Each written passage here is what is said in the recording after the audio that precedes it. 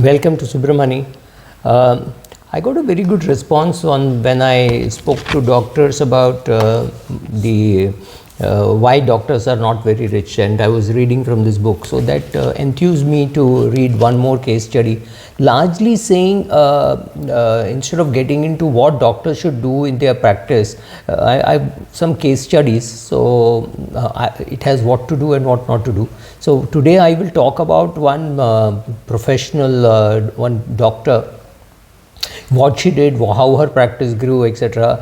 Names have been changed, locations have been changed, maybe it's a different business, but I'm going to different profession, but I'm going to give you the example that I've written in my book.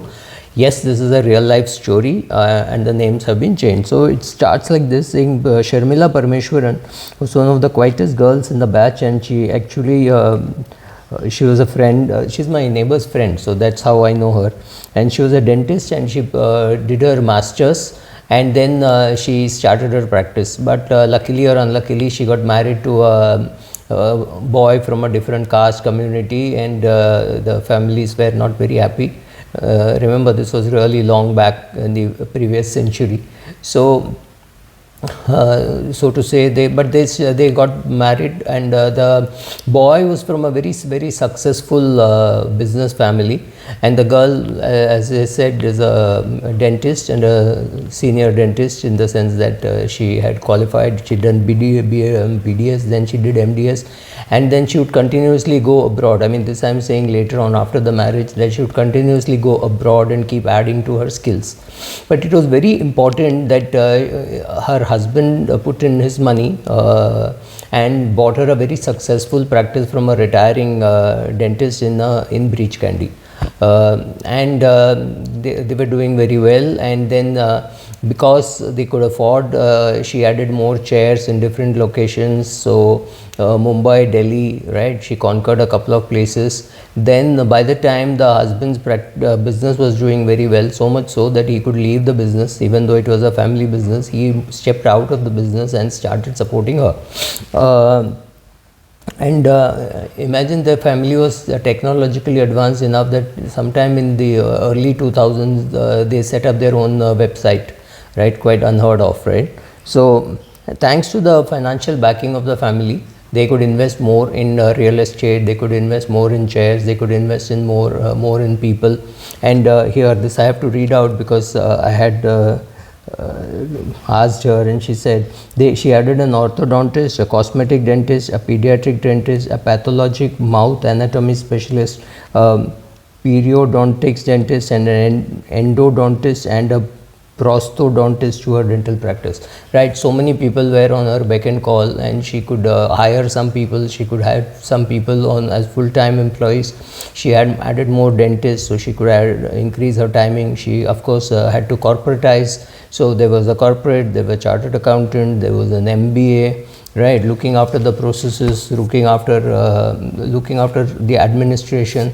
Then when she was talking to me, she said how important it was for her to set up all this.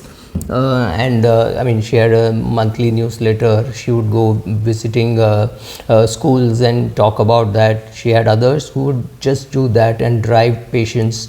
Drive patients in the sense, some student would come with the parents, so that all meant more work, much more work, going abroad, adding to qualification, going abroad, deciding which equipment to buy. Her husband then took up agencies for some dental products in India, right. So all those things started happened in a big way, and today they have a very good practice, and so much so that her daughter has done her I think she did her MBA from a good college, and now she is likely to become the CEO. The handing over process will happen from her husband, because he's not very old, he's just about 57, 58. So maybe he'll hand over the reins to her. The son was not doing very well. He was not so good in studies, but that apart, he had some other problems. So he is a special child in the sense that he will not be able to do much in terms of the business and all, but something he can take care of himself. They make sure that the cash flows will happen, and there will be a small team to look after him. Everything would be funded well, and of course the sister's responsibility is what the will says.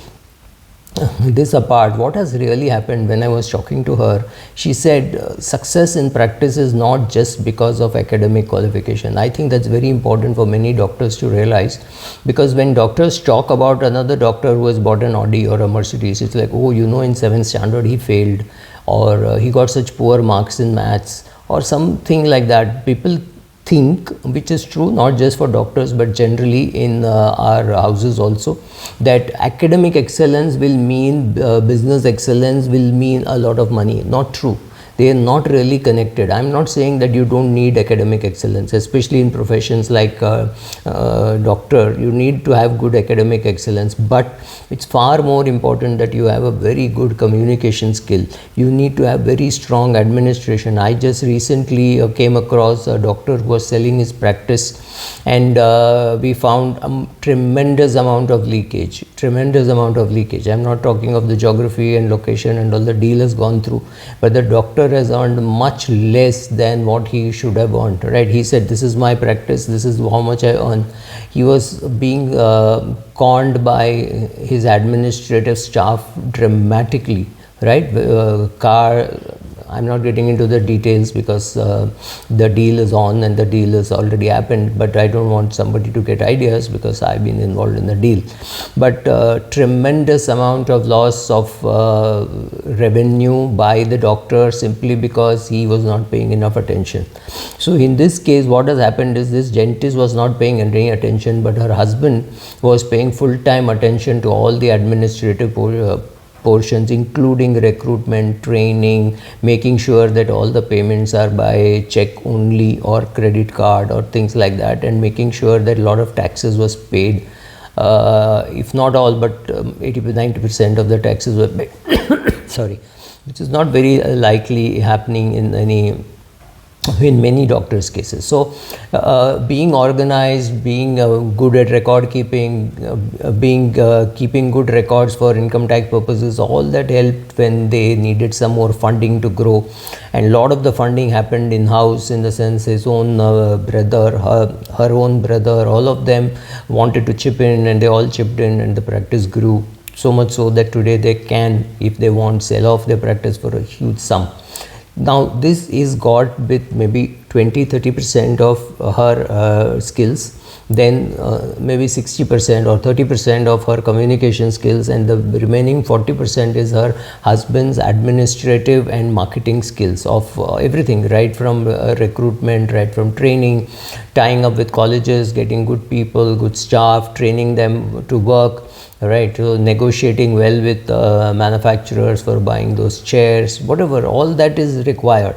Now, can one person do all this? Can one doctor, a dentist or an ophthalmologist do this? It's very, very difficult, because you need so many hats to be worn. Technology, how much of technology training would you need? I mean, when you buy a new mobile phone, you use it only to 10% of its capacity or 15% of its capacity. I mean, the number of features that my phone camera has is amazing, and I wouldn't know how to use them. Somebody showed me the facilities which are available, so somebody has to be trained, right? Nice new dental chair can cost you 45 lakhs. Yes, you heard me right, 45 lakhs.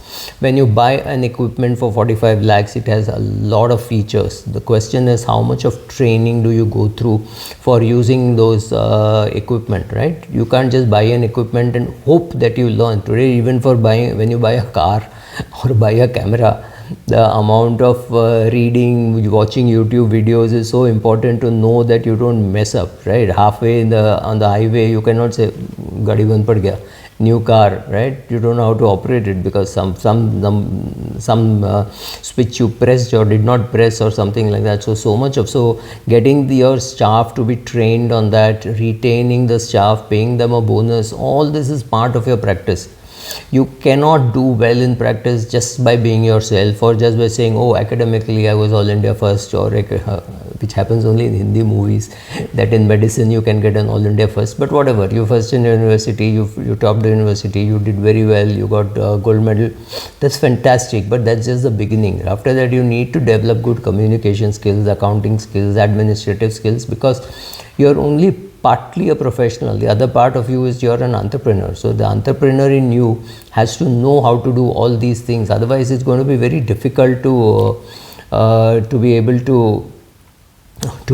to practice and grow the practice and grow professionally. Now in this case, what happened was she could grow professionally because all the other work, not really related to the profession, but not really what she enjoyed, was taken care of by somebody else. He brought in accountant from his business, from his family business, and put that person here, and that person could handle the whole thing very easily.